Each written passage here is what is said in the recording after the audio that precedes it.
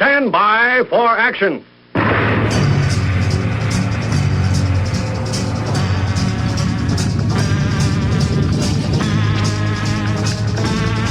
Thank you, Tony. My name is Dave Miller. I am the Unpleasant Blind Guy. I want to thank Ron Joseph, that's Trotline Designs, on the Twitter, for kind comments about my shows and for sharing them out. I'd like to say, if you like what you've heard in these programs, please feel free to share them out with as many as you'd like using your favorite social media.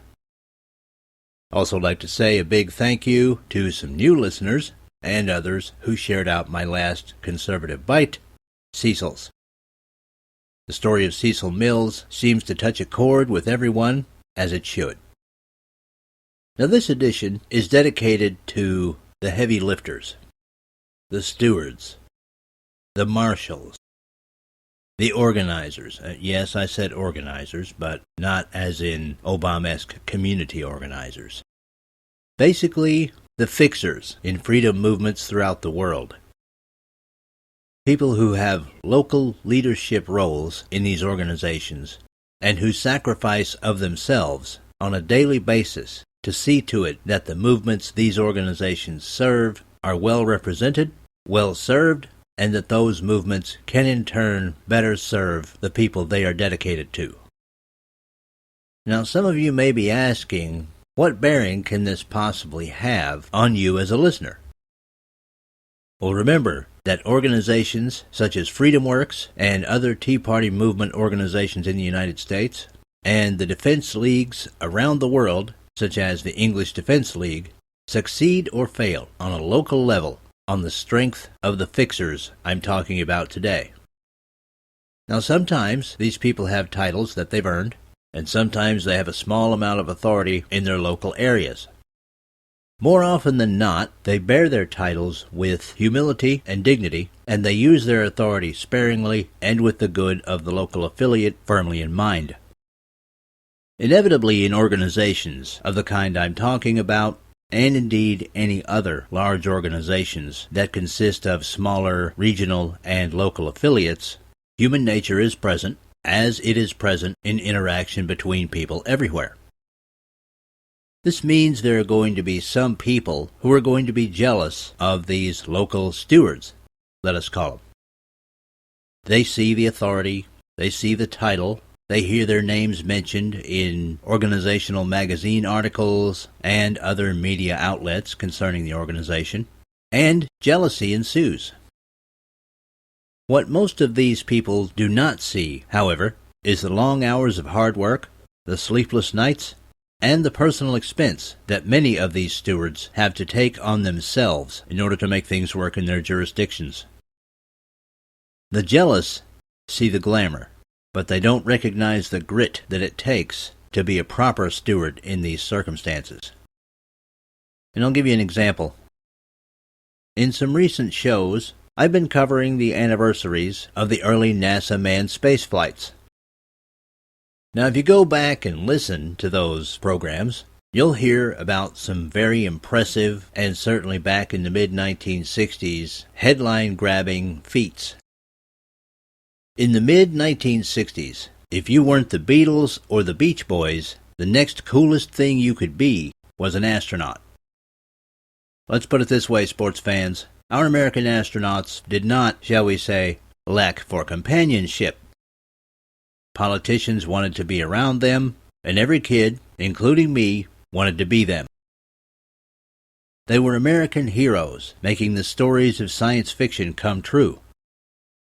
Each flight was a new adventure. But on August the 21st, 1965, our American astronauts were about to cross the line between the glory and the grind. Spacewalking is a major and dramatic goal in preparation for landing on the moon. But getting to the moon, landing, and returning back to Earth will be a journey taking up almost 2 weeks. Could the human body survive in a weightless environment for that long? The answer comes with 2 long and very unglamorous duration flights. Pete Conrad. My best and shortest description of Gemini 5 is 8 days in a garbage can because, first place, we couldn't take off our suits, So we were in the same underwear and we were in the pressure suits the whole time. We could remove the helmets and the gloves, but we still had to live in the bulky suits, and it got to be actually quite painful. The other thing is you are weightless, and therefore your body isn't even expending energy to live in 1G. So Houston would come along at local bedtime and say, well, good night, gang, we'll see you in 8 hours, and turn off the radio, and, you're just sitting up there like this because, you just don't go to sleep. You don't need to sleep. And Gordon Cooper and I had spent the better part of a year training together, so we didn't have a lot of new sea stories to swap with one another, so there wasn't a great deal of conversation going on up there. And it just got to be probably the longest thing I've ever had to do in my life, because we literally didn't do anything for hours and hours and hours on end, and you couldn't pass the time sleeping. You just weren't sleeping. Many people in the United States of America at that time, including me, would have felt it the adventure of a lifetime to orbit the Earth in a Gemini capsule. The adventure would have grown stale, though, if we'd had to spend 8 days in a seated position, hardly able to move. But the Gemini astronauts went on these flights because they knew that they were necessary in order to move the program along and in order to get man to the moon and safely back again. The job was long, the job was tedious, but the job had to be done. And they did the job, even though glory, glitz, and glamour had very little to do with it. It's what dedicated people do when the time comes. Now, on August the 15th, the English Defence League is going to hold a demonstration in Walsall, in the United Kingdom, to address the issue of Muslim-led and organized child prostitution recruitment gangs, or as they're known in the UK, grooming gangs. Kel Fritzy, the Red Fox blogger of Canada, and others will be speaking at this national demonstration of the EDL, and there will be press coverage.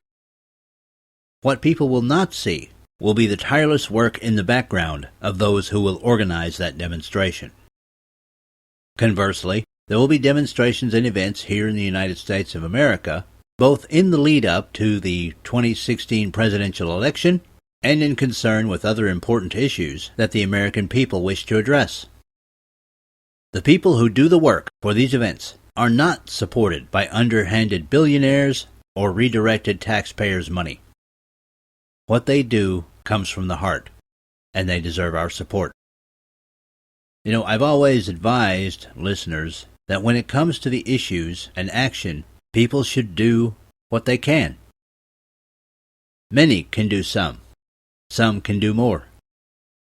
I encourage you, wherever you are, to lend your support to those on a local level who go farther than they have to support personal liberty and the fight for civil rights in the face of the onslaught of Islam.